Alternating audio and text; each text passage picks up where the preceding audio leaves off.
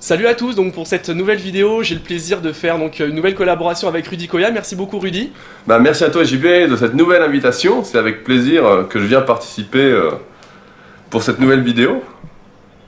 Donc on peut rappeler donc à nos lecteurs que nous avons fait cette première vidéo sur Jon Jones, ça avait vraiment bien marché. Ça avait plu aux lecteurs puisqu'on on a enregistré quand même beaucoup de vues en à peine une semaine, 34 000 vues, plus de 34 000 vues sur ta chaîne, et moi sur la mienne plus de 4 000 vues, et il me semble que sur ta chaîne, tu as eu presque plus de 1000 pouces bleus, donc ce qui est vraiment super. Ouais, c'est vrai que quand je passe les 1000 pouces bleus, c'est que c'est vraiment une bonne vidéo, c'est vraiment une vidéo qui plaît, et je pense qu'on avait apporté quand même un point de vue un peu différent de ce qui se fait habituellement sur la préparation d'un fighter, et notamment de Jon Jones, qui a l'air assez populaire. C'est ça, ouais, voilà. Donc, juste avant de continuer, on peut rappeler donc pour ceux qui arrivent en cours de route. Donc, toi, Rudy, tu es le fondateur du site Superphysique. Tu es coach sportif et tu es préparateur physique, célèbre youtubeur. Et donc, moi, me concernant, donc je suis Jean-Baptiste. Je suis le fondateur de Globe MMA. Donc un blog que j'ai créé il y a maintenant 4 ans, et donc je réalise des interviews de combattants, je fais des reportages, je fais des tests produits, et donc on s'est dit que c'était une bonne chose de pouvoir faire ce genre de collaboration, de parler à la fois de musculation, de sport de combat, de préparation physique. On s'est dit qu'ensemble on pouvait faire quelque chose. Voilà, on pouvait essayer de faire évoluer les choses dans le bon sens et d'amener à une compréhension élargie de la préparation physique du fighter.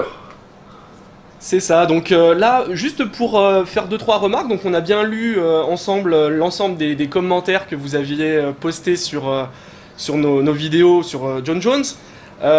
Donc effectivement, c'est vrai que c'est intéressant, on aurait pu être un petit peu plus précis quant aux entraînements de Jon Jones, à savoir dans nos propos. En fait, nous, on s'est concentré sur des mouvements de powerlifting de Jon Jones, sur certaines vidéos qu'il a postées sur ses réseaux sociaux. À aucun moment on a dit que Jon Jones en fait, concentrait ses entraînements uniquement sur du powerlifting, sur ce type d'exercice pour sa préparation physique de combattant. On sait qu'il fait d'autres choses à côté, mais là en l'occurrence, nous on a voulu se concentrer sur les mouvements qu'il exécutait, les vidéos qu'il postait, et on a juste voulu donner un sens critique à tout ça. Ouais, c'est sûr qu'on peut juger, qu'à juger entre guillemets, que ce qu'on nous montre, que ce qu'on voit. Alors on imagine bien qu'on nous montre surtout le sensationnel, hein. Surtout ce qui fait parler, parce que si ça ne va pas parler, les gens vont pas regarder et ça va pas participer à la popularité de Jon Jones. Donc c'est comme, voilà, on parle de ce qu'on voit sans savoir évidemment l'intégralité de la préparation qui doit être à mon avis un peu plus secrète que ça, mais en tout cas ce qu'il montrait était très dangereux. Et ouais, voilà, et autre chose, c'est vrai que j'ai peut-être pas été clair aussi à ce niveau-là, c'était concernant le poids de Jon Jones hors compétition. On sait très bien que Jon Jones n'est pas à 205 livres hors compétition. On sait que c'est pas un light heavyweight, on sait qu'il est beaucoup plus lourd que ça. Ce que je voulais dire en fait lorsqu'on disait comment Jon Jones pourrait prendre du poids pour évoluer en heavyweight, quand je disais ça, c'est du poids en fait, c'est être à un niveau de poids qualitatif, c'est-à-dire pas être grassouillet, pas être hors de forme en heavyweight. C'est en gros comment il pourrait faire pour s'il était aujourd'hui donc à 93, s'il était en light heavyweight, comment il ferait pour monter en heavyweight tout en étant voilà, avec une qualité musculaire, etc. C'était à ce niveau-là en fait que je voulais dire, mais voilà, juste pour que les choses soient claires, sachez que Jon Jones hors compétition n'est pas il a besoin de cutter pour combattre en light heavyweight, et voilà, c'était juste cette petite précision là que je voulais dire. Voilà, c'était comment prendre du poids de manière efficace sans se faire casser la gueule facilement dans la catégorie du dessus. Exactement, voilà, de manière efficace. Donc là, pour cette nouvelle vidéo, eh bien, on a un invité. Donc, comme vous pouvez le voir sur la vidéo, c'est Conor McGregor aujourd'hui. Donc, on va traiter voilà, d'un sujet. Donc, c'est Conor McGregor, superstar de l'UFC, à seulement 27 ans. Donc, Conor McGregor, c'est tout simplement le combattant aujourd'hui qui serait aujourd'hui le combattant le plus populaire de l'UFC. Champion featherweight de l'organisation, donc il a battu José Aldo, ça c'était en décembre dernier. José Aldo, donc il l'a battu en seulement 13 secondes au premier round, UFC 194. Pour la petite histoire, j'ai eu le plaisir d'assister à cet événement en live à Las Vegas. C'était un sacré événement. Et d'ailleurs, justement, d'où là ce petit carton avec le visage de Conor McGregor. Donc ça, c'était ce qu'on nous donnait dans les tribunes pour encourager le combattant irlandais. Est-ce que toi d'ailleurs, tu t'aimes bien ce combattant-là ou pas, Rudy, Conor McGregor? Bah, je trouve qu'il a pas mal de charisme en fait, même sans trop m'y connaître en fight sur l'UFC. C'est vrai qu'on le voit un peu partout, ce Conor McGregor, et j'ai repris d'ailleurs une de ses citations, un coup il avait interviewé à la fin de son combat, sur la notion je me souviens, de talent et de travail, parce que les gens, à chaque fois que tu réussis dans un sport, vont dire, voilà, tu es doué pour ceci, et minimise l'impact du travail. Et lui, justement, il avait dit, ce n'est pas une question de génétique, c'est une question d'obsession, de travail, je suis obsédé par réussir, etc. C'était à peu près ça la phrase, je l'avais repris à l'époque. Donc même moi qui ne suis pas vraiment du milieu, sa phrase avait passé les frontières de l'UFC. C'est vrai, donc il fait vraiment preuve de détermination, hein, Conor McGregor.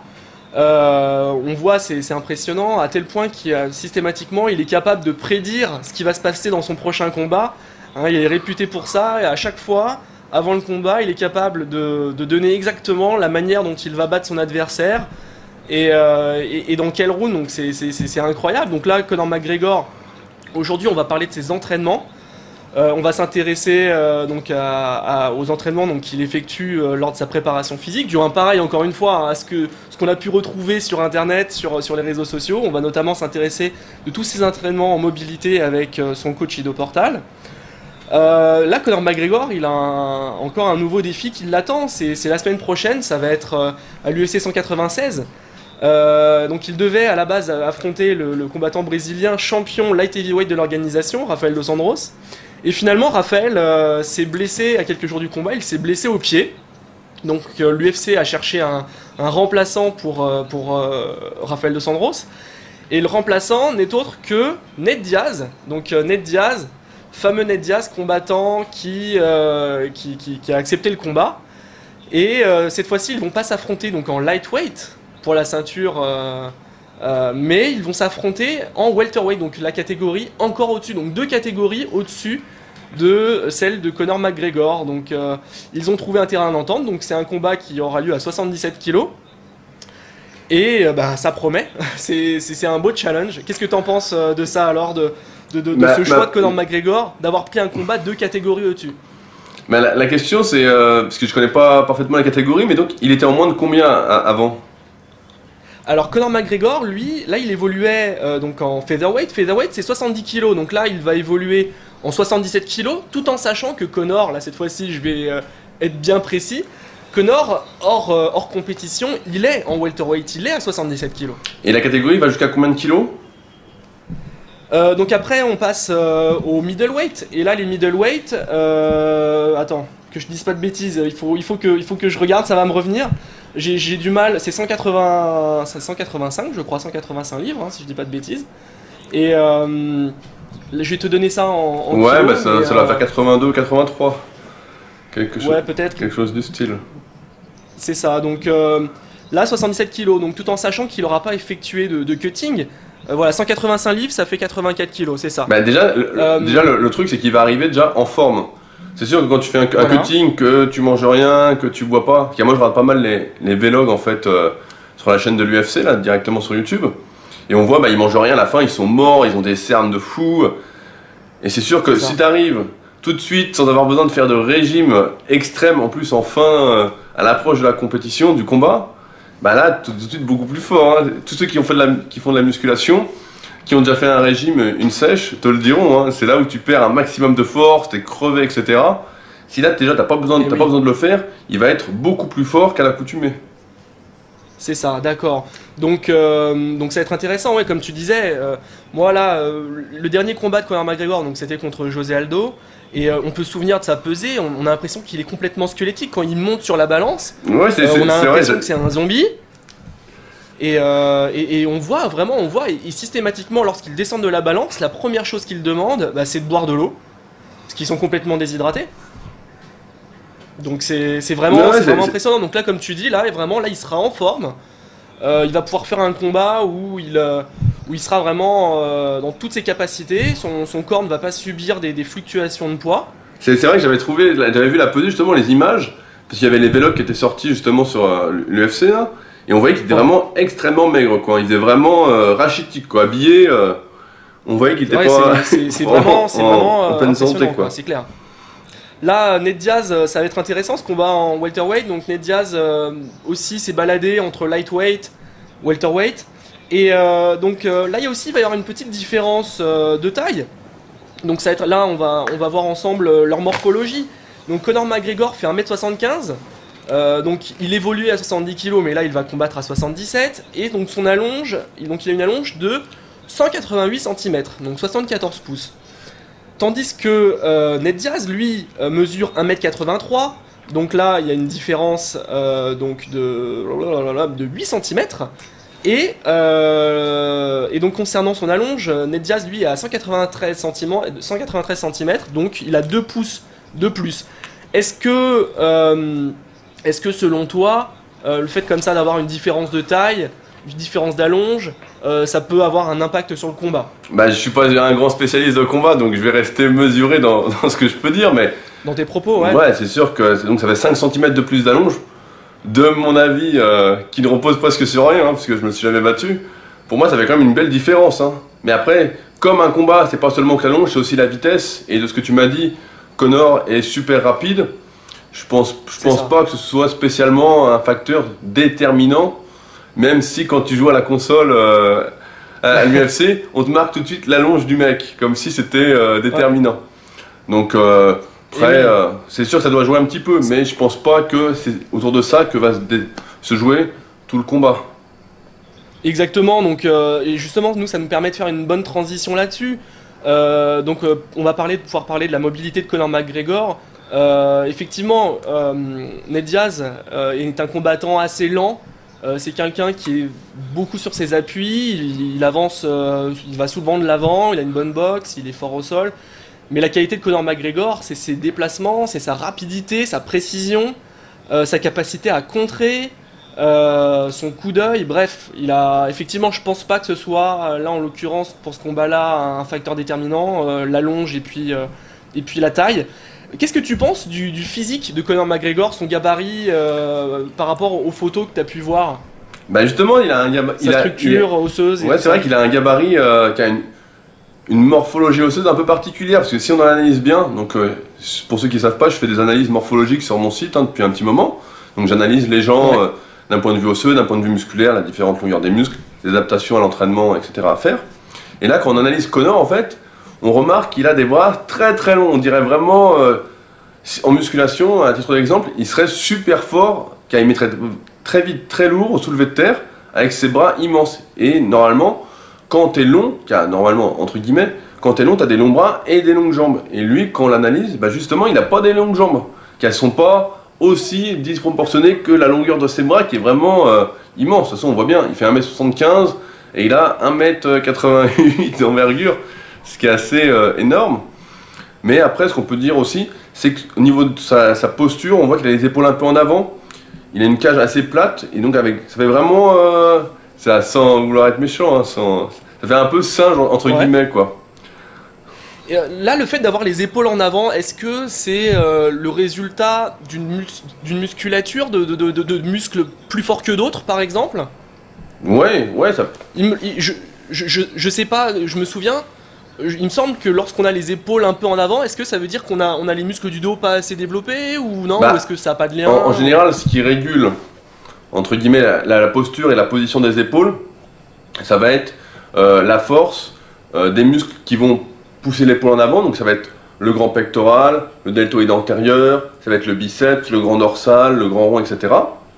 Et ceux qui vont tirer l'épaule en arrière, c'est des muscles qui sont moins utilisés en général, comme les trapèzes moyens, le trapèze inférieur qui va abaisser l'épaule, l'infraépineux, l'arrière d'épaule, etc. Donc c'est plus des petits muscles, à l'inverse des gros muscles qui vont tirer les épaules en avant.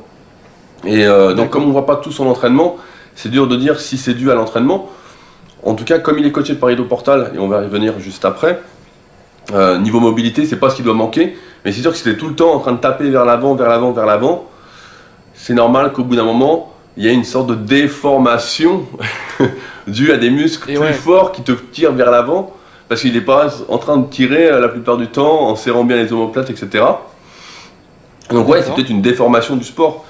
Tu vois, par exemple, pendant un moment j'ai fait pas mal de kayak, et le kayak ils ont tous aussi un peu les mêmes défauts quoi. Ils ont les mêmes physiques. Donc j'ai pas analysé d'autres fighters, mais est-ce qu'il y a d'autres fighters qui sont un peu dans ce style-là, les épaules un peu en avant? Alors Ned Diaz, lui, alors ce qui est drôle, c'est que Ned Diaz, lui, vraiment, lui, c'est impressionnant quoi. Lui, vraiment, ses épaules tombent vraiment en avant. On dirait qu'il a le thorax complètement creusé, tu vois.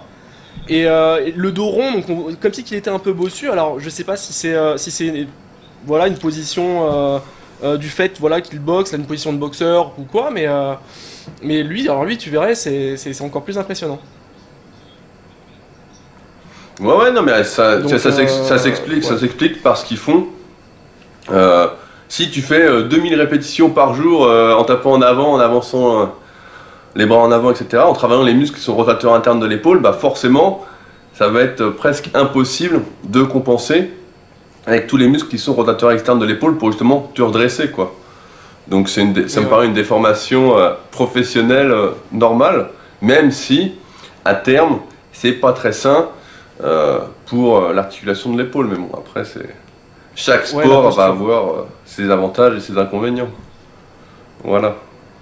Donc là, on va parler de ses entraînements avec Ido Portal, donc son coach en préparation physique à ses déplacements et à ses mouvements, sa mobilité. Je sais pas si nos lecteurs ont déjà entendu parler d'Ido Portal, mais vraiment c'est le gourou de Conor McGregor quoi. On a pu voir toutes ces vidéos de Conor postées sur ses réseaux sociaux où on le voit faire différents exercices de mobilité à quatre pattes, des exercices d'équilibre avec des bâtons, etc. C'est assez atypique. C'est pas tous les combattants dont on voit des vidéos postées faisant ce type d'exercice. On peut juste rappeler que Ido Portal n'est pas le pionnier dans ce format d'entraînement. Alvaro Romano, qui est brésilien, Alvaro Romano est le fondateur d'une technique bien précise qui s'appelle la gymnastica natural. Et la gymnastica natural, donc c'était une méthode qu'il avait inventée, basée aussi sur des déplacements de type animalier et des exercices de respiration, vraiment la maîtrise de son corps, de souplesse, etc.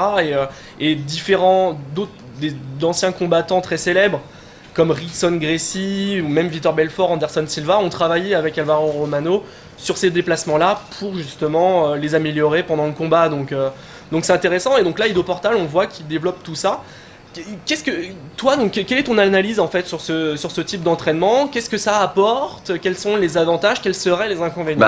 Ido Portal, en fait, il est déjà un peu connu dans le milieu de la musculation, notamment justement sur tout ce qui est mobilité. Il avait fait une vidéo, je me souviens, un moment sur le squat, la mobilité pour le squat, et qui avait été vue des centaines de milliers de fois, qui était souvent mise en avant, partagée. Donc Ido Portal, c'est un coach, comme il se dit, un coach du mouvement. Donc c'est ça qui diffère de la plupart, c'est qu'il l'ancienne école veut qu'on s'étire de manière statique. Après, il y a eu les étirements actifs, et maintenant, on en est venu à ce que j'explique dans la vidéo musculation et mobilité, c'est qu'on est le reflet de nos habitudes. C'est-à-dire que si tu ne fais pas un mouvement de manière régulière, eh bien tu perds ce mouvement. Et on voit que ce que fait Ido Portal avec Conor, c'est sans arrêt bouger dans tous les sens, se mobiliser. On voit qu'il n'y a pas d'étirement, par exemple, statique, il n'y a pas de position d'étirement à proprement parler, c'est vraiment travailler le mouvement sans arrêt, le mouvement. Et ça semble être quand même, je crois qu'on en a parlé dans la vidéo de Jon Jones, c'est que la mobilité, l'incapacité de bouger, c'est quand même la base de toute chose pour pouvoir progresser et être efficace. Parce qu'on sait que si tu ne peux pas effectuer un mouvement, je vais prendre un exemple qui parle à ceux qui me regardent dans la musculation, mais on prend l'exemple du développé couché. Si quand on fait du développé couché, tu descends et tu sens que ça te tire partout dans les épaules, dans les pecs, etc., eh bien tu vas être beaucoup moins fort que si tu avais une bonne mobilité, c'est-à-dire que si tu pouvais descendre sans avoir ces raideurs. Parce que quand tu es raide, quand tu as une limitation de mouvement, en fait, ton mouvement est déjà moins précis, moins efficace, et ton système nerveux va limiter, en quelque sorte, la quantité d'influx nerveux qui va envoyer à tes muscles, et donc tu vas soulever moins lourd. Donc là en combat c'est un peu pareil, si tu es limité dans tes mouvements, si tu peux pas effectuer tous les mouvements possibles, parce que je pense que, encore une fois je suis pas spécialiste, mais quand tu es dans la cage, tu vas te retrouver dans des positions assez particulières à certains moments, des positions auxquelles tu penses pas. Donc, et ouais, bien sûr. Donc forcément là oui, avec voilà. Ido Portal il apprend entre guillemets hein, à bouger dans tous les sens possibles, à jamais être en difficulté, à jamais être limité sur son amplitude à cause d'un mouvement qu'il n'aurait pas fait. Donc ça. Alors c'est un... Ouais. Non, mais vas-y. Excuse-moi. Donc là, ce qui est intéressant aussi là dans ce qu'on a pu voir au travers de ces vidéos, c'est que tous les mouvements qu'il exécute, tous ces mouvements de déplacement au sol, à quatre pattes, etc. On voit que c'est des mouvements qui sont effectués lentement, avec beaucoup de précision. C'est pas des mouvements basés, on dirait, sur l'explosivité, sur la rapidité. On voit que tout est en contrôle de soi, et c'est ça qui est intéressant. Ouais, mais parce qu'en fait, quand tu manques de mobilité, ou quand tu veux travailler ta mobilité, tu peux pas y aller très très vite. Si tu y vas très vite, c'est comment te déchirer un muscle. Donc je reprends l'exemple du développé couché. Je reprends l'exemple hein, qui parle à beaucoup de personnes. Au développé couché, tu es très très raide des pectoraux et des épaules. Quand tu vas descendre, si tu descends super vite, tu as de fortes chances de te claquer un pec, de te déchirer, de te faire mal à une épaule, etc. Par contre, si tu descends doucement, de manière répétée, doucement, en laissant le temps à tes muscles de s'étirer, de regagner en mobilité, et bien là, tu vas vraiment gagner ce mouvement petit à petit. Alors que si tu l'avais fait toujours de manière explosive, de manière rapide, au contraire, ça t'aurait de plus en plus traumatisé et ça t'aurait raidi de plus en plus. C'est pourquoi, là ce que je vois, ce que fait Ido Portal avec McGregor, c'est qu'il est obligé, comme il l'emmène dans des amplitudes qui sont, de mon point de vue, pour moi qui suis assez raide, extrêmes. Si je faisais la même chose, bah, je pourrais aller encore plus doucement. Et ben, il est obligé d'aller doucement justement pour pas lui faire mal et pour répéter le mouvement, parce que plus il va répéter ces enchaînements, ces mouvements un peu loufoques, hein, on peut dire, parce qu'on voit ça un peu nulle part, donc pour celui qui connaît pas, il va dire c'est bizarre, moi je vois où il veut en venir, mais il est obligé de faire ça doucement, parce que sinon il prend des risques, parce que c'est des positions qui sont extrêmes parfois. D'accord, et donc là, pour ce qui est de la mobilité, donc on voit qu'il y a de la mobilité, donc il y a du déplacement, mais il y a aussi des notions d'équilibre et aussi des notions de réflexe. On a pu voir par exemple qu'il travaille avec un bâton, donc il met le bâton à la verticale, Conor se trouve en face, il lâche le bâton, donc Conor se déplace, il lâche le bâton et en fait Conor doit le récupérer juste avant qu'il tombe. Donc on voit qu'il y a des exercices de réflexe, des exercices d'équilibre, donc tout ça en fait c'est tout un ensemble, hein, c'est ça? Ouais, bah de toute façon, la base de tout, c'est d'abord le mouvement, c'est être capable d'exécuter un geste dans une position qui est confortable pour toi. Si tu n'as pas cette position, si tu n'as pas cette mobilité, tu vas te faire mal en faisant ce mouvement-là, tu ne seras pas efficace. Et après, le deuxième point, c'est une fois que tu as le mouvement, c'est justement cette notion d'équilibre, de gainage. Si tu n'es pas gainé, j'en parlais justement dans l'interview que j'ai fait avec Vincent Isartel sur ma chaîne, c'est que, voilà, une fois que tu as le mouvement, que tu es mobile, il faut que tu sois gainé. Parce que si tu n'es pas gainé, et ben, dès que tu vas faire un mouvement ou te prendre un coup, là dans notre cas, bah, tu vas vindaguer parce que tu n'auras rien qui va te tenir.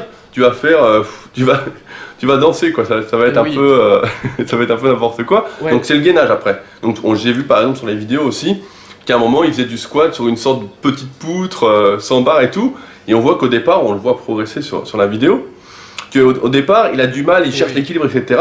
Alors que lui, Ido Portal, bah, il est super stable, il bouge pas, etc.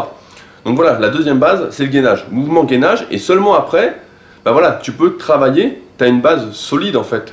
Tu as déjà le socle, la base de ta pyramide, hein, comme on dit, pour pouvoir développer les autres qualités que McGregor a déjà, puisque, comme tu m'as dit, il est déjà très rapide, il est déjà explosif. Et donc là, en plus, il va l'aider avec, une fois qu'il a travaillé la mobilité, le mouvement plus le gainage, après il fait travailler sa vitesse de réaction en quelque sorte. Et bah donc là, forcément, il fait une sorte de développement progressif qui est normalement la base que chacun devrait avoir dans n'importe quelle activité sportive. Et ouais, c'est ça. Donc là, a priori, ce qu'on pourrait se dire finalement, c'est que est-ce que Conor McGregor a tout compris finalement? Est-ce que aujourd'hui, s'il en est là actuellement, s'il est champion, s'il est au plus haut niveau, est-ce que c'est parce qu'il a compris en fait comment s'entraîner de manière globale, c'est-à-dire être capable de maîtriser son corps dans toutes les positions, être technique, être rapide, être souple, être réactif, être puissant. Donc c'est ça, hein, j'imagine que c'est ça. Hein, ouais, bah, c'est exactement ça. C'est d'abord le mouvement, parce qu'on a beau dire que la force est la base de toutes les qualités physiques, si t'es pas capable de bouger, et surtout là, quand tu es dans la cage, dans des positions qui sont extrêmes, qui sont vraiment différentes de ce qu'on peut rencontrer dans la vie de tous les jours, ou même en musculation basique. Ouais. Donc voilà, il lui faut cette mobilité, puis après tu travailles donc, le gainage, et seulement après voilà, tu travailles ton explosivité, ta vitesse de réaction, ta force. Mais si tu faisais ta force sans cette mobilité, eh ben malheureusement tu te blesserais vite après dans tes positions extrêmes dans la cage. Donc ouais, je pense que ce que fait McGregor est un entraînement très intelligent et qu'il a bien fait d'aller chercher Ido Portal. De toute façon, Ido Portal en musculation, etc. Comme je disais tout à l'heure, c'est une référence, c'est quelqu'un qu'on regarde, voir ce qu'il fait, comment il fait pour bouger, etc. On a d'ailleurs le projet avec mon pote Vince d'aller à un de ces stages un coup là, donc on va suivre ça de près pour essayer d'aller voir comment on fait pour bouger, mais c'est vrai que pour moi là, de ce qu'on voit, en tout cas même si on voit pas tout de l'entraînement de McGregor, c'est que ouais, pour moi il a tout compris quoi, c'est vraiment comme ça que devrait se construire l'entraînement dans n'importe quelle activité, en regard à chaque fois avec les spécificités de la discipline. Hein. C'est sûr qu'on va peut-être pas faire autant de mouvements dans des positions qui peuvent être extrêmes si ton but c'est d'être champion de powerlifting, donc de force athlétique, c'est-à-dire squat, développé couché, soulevé de terre. D'accord, ouais. Maintenant, voilà, la mobilité, le mouvement doit aussi être adapté à sa recherche, à l'activité que tu vas faire. Et là, pour l'UFC, il a bien raison, car pour moi c'est vraiment un entraînement de champion, quoi, comme on peut dire entre guillemets. Hein, et donc là, je voulais voir ça aussi avec toi. Donc là, il y a Ido Portal. On peut aussi mentionner que d'autres combattants s'entraînent aussi de cette manière-là. Donc par le passé, Vitor Belfort, Anderson Silva, Rickson Gracie avec Alvaro Romano. Là aujourd'hui, il y a aussi donc Carlos Condit qui s'est entraîné avec Erwan Lecor. Donc pareil, qui a sa méthode, ses techniques, ses entraînements de mouvement, de mobilité. Est-ce que, alors là, ça fera peut-être l'objet d'une autre vidéo, mais on peut peut-être déjà en parler un tout petit peu. Est-ce que les mouvements là que fait Ido Portal, est-ce que ce sont des mouvements de gymnastique? Là, par exemple, Georges Saint-Pierre, on voit bien, pareil aussi dans les vidéos qu'il poste, qu'il s'entraîne beaucoup en gymnastique, qu'il cherche à développer sa mobilité, son explosivité, mais vraiment comme un gymnaste. Est-ce que tu penses que c'est aussi bien ou est-ce qu'il peut manquer certains éléments? Bah, c'est une bonne question, mais j'ai pas vu ce que faisait exactement Georges Saint-Pierre, donc c'est dur de me prononcer, mais... Ouais, on peut dire que c'est de la gymnastique. Après, ça dépend quelle définition on donne à la gymnastique exactement. Mais c'est sûr qu'un gymnaste...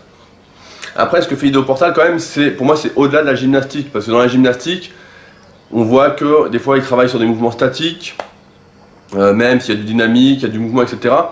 Là, c'est vraiment plus, de ce que je vois, c'est plus apprendre à bouger comme un félin, quoi. Il y avait Kelly Starrett, qui est le coach référent, entre guillemets, de la mobilité, qui est le coach référent en CrossFit. Il a écrit un livre qui s'appelle... je sais plus le titre, j'ai pas la traduction, je suis pas très bon en anglais, mais devenez un léopard, quoi, c'était le truc. Donc justement pour dire apprenez à bouger comme un léopard, comme un félin, pour justement après pouvoir avoir une base sur quoi rajouter le gainage, la force et puis les autres qualités physiques juste après. Donc ouais, c'est une sorte de gymnastique. Souvent on voit des cours de gymnastique douce pour les personnes un peu âgées, mais qui ressemble pas à ça, mais ce serait mieux que ça ressemble à ce que fait Ido Portal, je pense. Est-ce que tout le monde pourrait faire des entraînements d'Ido Portal? Est-ce qu'on peut commencer ça à tout âge et est-ce que tous les gabarits peuvent se permettre de s'exercer à ce type de mouvement? Alors j'imagine que tout le monde n'aura pas les mêmes résultats au même moment, mais est-ce que c'est accessible à tous selon toi? Est-ce qu'à n'importe quel âge on peut commencer à s'entraîner en mobilité, à faire ce type d'exercice? Bah déjà, ce qu'on peut remarquer, c'est que Ido Portal, c'est quelqu'un d'assez court, on en parlait tout à l'heure. Lui justement, il a les jambes et les bras très très courts, ce qui aide quand même à bouger, à être plus mobile. Plus tu vas avoir les membres longs, c'est-à-dire plus tu vas avoir les bras longs, plus tu vas avoir les jambes longues, plus tu vas partir de loin en général pour travailler ta mobilité. on voit en musculation, ceux qui sont les plus forts, c'est ceux qui ont le plus de facilité à faire du squat, à faire du développé couché, qui vont avoir des membres très courts, des petits fémurs, des petits humérus, etc., qui vont justement avoir moins de trajet et moins d'étirement. C'est-à-dire qu'ils vont avoir moins à descendre le coude pour pouvoir toucher les pectoraux, développé couché, ils vont avoir besoin de moins descendre pour arriver sous la parallèle au squat, l'amplitude autorisée qui est recommandée en compétition. Donc ce qui est sûr, c'est que chacun peut améliorer sa mobilité à tout âge. C'est plus facile quand tu es jeune, plus tu es jeune, plus c'est facile, plus tu es malléable, et plus tu vieillis, moins c'est facile, plus ça va demander de travail. Après, est-ce que tout le monde peut devenir aussi souple ou pas? Non, il y a quand même des facteurs génétiques qui influencent. Moi j'aime bien prendre mon exemple parce que je suis très très raide de base, et dans ma famille, tout le monde est très très raide, et à l'inverse, j'ai un copain qui fait à peu près ma taille, et qui lui est super souple de base, sans avoir fait quelque chose de plus. Mais c'est un peu comme dans n'importe quelle activité, de toute façon, et même en musculation, on le voit assez souvent, c'est que tes antécédents, quand tu es jeune, donc quand tu es enfant, adolescent, etc., jouent aussi beaucoup dans le développement d'un certain niveau à l'âge adulte. Donc si tu n'as jamais rien fait quand tu étais adolescent, que tu jouais à la console, et qu'après tu te mets à vouloir être mobile, tu pars d'un peu plus loin, et d'encore plus loin si tu as les membres très très longs, et puis que tu as la génétique pour être raide. Mais oui, c'est sûr que l'entraînement d'idoportal fait du bien à tout le monde. C'est sûr qu'il ne fait pas de mal, et chacun peut progresser à n'importe quel âge en mobilité. Ce qui serait grave, ce serait justement de ne rien faire pour ne pas avoir de mobilité. Après, est-ce qu'il faut développer ces mouvements comme il le fait avec Conor McGregor? Je pense pas que ça ait un intérêt particulier pour le pratiquant de musculation qui me regarde, ou encore une fois pour le sport que chacun pratique. On doit être un peu plus souple que notre pratique de sport l'exige, mais si on est beaucoup plus souple, en général il va falloir beaucoup plus de gainage, travail de gainage pour pouvoir être fort, exceller dans son sport. Mais après il y a des différences entre les individus. C'est sûr que si t'es une sauterelle, t'es très très long, ça va être beaucoup plus dur que si tu ressembles à un petit dinosaure qui étire pas trop ses muscles de base, quoi. On parlait de génétique, a priori il y a une belle génétique dans la famille McGregor. Il y a la sœur de Conor qui elle est compétitrice en body fitness. Voilà, mais Erin McGregor. C'est ce qu'on a vu juste avant la vidéo, on a été voir ça, et c'est vrai que de toute façon il y a toujours une grosse part de génétique. Même quand Conor dit c'est une question de travail, d'obsession, etc. Par exemple, la vitesse de réaction, même s'il y a des périodes clés pour la développer quand on est adolescent ou enfant, j'ai plus tout ça en tête, mais c'est quelque chose qui est presque génétique, quoi. Une fois que tu es adulte, ça s'améliore presque pas. Donc soit tu es rapide, soit tu n'es pas rapide, quoi. Soit tu réagis vite, soit tu réagis pas vite. Donc on voit bien qu'il y a quand même une grosse part de génétique, et on voit que la sœur, qui a l'air en plus naturelle, qui n'a pas l'air de prendre de produits dopants, on voit qu'elle s'entraîne, etc. Donc je pense qu'il y a une bonne génétique. C'est sûr que quand tu es très très explosif, on voit de toute façon, si on voulait classer les gens, j'aime pas trop ça, mais il y a deux types un peu de personnes. Tu as ceux qui sont très très explosifs, et tu as ceux qui sont, même quand ils essayent d'aller vite, ils sont quand même très lents, ils sont plus endurants, plus résistants. Donc, et là on voit que McGregor, il est plutôt explosif, quoi. Et juste pour faire un petit rappel là sur la génétique et les combattants de MMA, bien évidemment on connaît les différentes fratries en MMA, là par exemple les deux frères Diaz qui combattent à haut niveau, mais là on peut parler aussi de John Jones.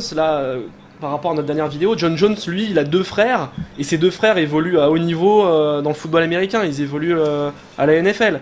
Donc on voit encore ici qu'il y a un facteur génétique, et actuellement le champion middleweight de l'UFC, donc Luke Rockhold, son père était un grand joueur de basket, pareil, basketteur à haut niveau, donc on voit quand même que c'est des familles, ils ont ça dans le sang. C'est sûr que si tu as une partie de ta famille déjà qui fait beaucoup de sport, qui est à haut niveau, quand elles ont leur fils ou leur fille, forcément, tu es attiré par faire du sport, par t'entraîner, etc. Donc déjà, ça t'aide rien que l'environnement, parce que tu vas être obligé de t'y mettre, et en plus, tu récupères les gènes du père, de la mère, etc. qui vont en plus aider. Donc c'est une sorte de cocktail magique, quoi. Si tu fais les efforts qu'il faut, après, forcément, ça explose, quoi. Alors que si tu n'aimes, malheureusement, malheureusement ou pas, hein, ça se discute, oui. mais d'une famille qui est pas très sportive, qui est plus bon vivant, comme ça peut se dire, hein, et bah tu vas plutôt être très bon pour apprécier la bonne nourriture, développer un talent certain pour reconnaître les goûts. Mais en sport, bah tu seras beaucoup moins bon. Mais alors ça me fait rigoler parce que Joe Rogan, donc le commentateur de l'UFC, donc il a son podcast de Joe Rogan Experience et c'était très drôle parce que donc régulièrement il parle de MMA sur son podcast et donc il disait que là le jeune prospect, le jeune espoir de l'UFC, Sage Northcutt, et la combattante de l'UFC qui monte, Paige Van Zandt, il disait là ces deux jeunes là, il faudrait leur faire des enfants pour faire des super athlètes. Donc ça m'a fait rire quoi, quand il disait ça. Je crois qu'il y avait eu une histoire comme ça à propos d'un, j'ai plus les noms, hein, mais d'un basketteur chinois justement qui avait joué en NBA. Et justement ils avaient fait une sorte de sélection naturelle, ils avaient fait faire un enfant. Donc je sais pas si l'histoire est vraie, mais ils en parlent dans le bouquin Le gène du sport que j'avais recommandé dans ma vidéo Qui croit en musculation. Et ils en parlent dedans, comme quoi bah, les parents ils avaient sélectionné justement à partir de leur gène, donc de leur facilité à être bon en sport, pour justement faire un chinois très grand qui puisse jouer au basket, etc. Et donc, bah, tu vois, donc ça existe un peu déjà, quoi. Si c'est vrai l'histoire, j'ai plus tout en tête, hein, mais et donc le mec après a joué en NBA, a eu une super carrière, etc. A été une rock star aux US, quoi. Et ouais, bien sûr. Moi, et moi là, je serais curieux, très curieux de savoir quel serait le patrimoine génétique d'un potentiel enfant entre Ronda Rousey et Travis Brown, qui est le combattant heavyweight de l'UFC. Les deux là, je sais pas si ils espèrent faire un enfant tôt ou tard. Là, je serais curieux de voir si ce serait un futur champion. Mais bon, ça. Ouais, après, une fois que t'es les jeunes, après, faut travailler, quoi. C'est ça qui est. Après, oui, il faut pas se reposer que là-dessus. Ouais. Après, il y a l'éducation, tu vois, il y a toujours le truc où on dit, voilà, le talent c'est bien, mais le talent ne bat pas le travail. Quelqu'un de moins talentueux qui travaille à fond, va finir par dépasser le mec talentueux. Quand j'ai commencé la muscu, moi je me souviens, il y avait plein de mecs à côté de moi qui étaient super doués, qui étaient arrivés à un certain niveau par hasard, et puis au fil du temps, ils sont bien loin derrière, parce que même si j'étais moins doué, j'ai su persévérer, etc. Donc après, quand tu fais un enfant, il faut arriver à pas le dégoûter, à le laisser faire ce qu'il veut. Sûr. Et justement, s'il a les bons gènes et qu'après il travaille, forcément, ça fait un champion. Bon, donc ne manquez pas le prochain combat de Conor McGregor, ce sera à l'UFC 196 contre Nate Diaz. Donc ce sera le week-end prochain, le 5 mars. Est-ce qu'on fait un petit pronostic? Ouais, on peut faire un pronostic. Moi je pense que c'est Conor McGregor qui va s'imposer dans le combat. D'ailleurs, il l'a prédit, hein. Là, il y a eu la conférence de presse. Donc il a lui-même annoncé qu'il gagnerait avant la fin du premier round. Bon, je te fais confiance alors, JP. Et toi, Rudy? Je vote comme toi, alors je te fais confiance. D'accord. Et donc voilà, ne manquez pas ce combat. Combat qui va sûrement faire beaucoup parler de lui encore une fois. On vous remercie encore une fois d'avoir regardé cette vidéo. Ça nous fait vraiment plaisir. Merci pour vos commentaires, merci pour vos idées de sujets. On a d'autres idées encore sous le coude, mais n'hésitez pas à contribuer à tout ça. Merci aussi de partager cette vidéo, de mettre un pouce bleu à la fois sur la chaîne de Rudy, Super Physique, et sur la mienne, Globe MMA. Et voilà, suivez Rudy sur ses réseaux sociaux. Suivez JB, n'oubliez pas de nous aider, de nous montrer que ça vous intéresse. Merci Rudy. Voilà, ouais. Et puis merci à Conor McGregor d'être venu, nous rendre visite pour cette vidéo. Heureusement qu'il est venu en carton, sinon il nous aurait peut-être cassé la gueule, quoi, mais... Putain, on va avoir des soucis, Rudy, là, la liste commence à se faire longue. Je sais pas si tu vas pouvoir continuer à interviewer les mecs. Et s'il y a eu quelques problèmes de son ou quoi dans la vidéo, on peut rappeler que Rudy est actuellement au Vietnam. pendant quelques temps, donc suivez ses aventures là-bas, il va poster des vidéos, suivez-le sur les réseaux sociaux, donc on a peut-être parfois un léger décalage au niveau du son, mais on va essayer de rattraper tout ça au montage. Voilà, on va faire au mieux comme d'habitude, hein. C'est notre devise.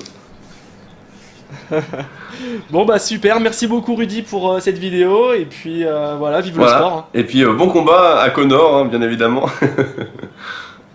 Exactement, à la prochaine Rudy.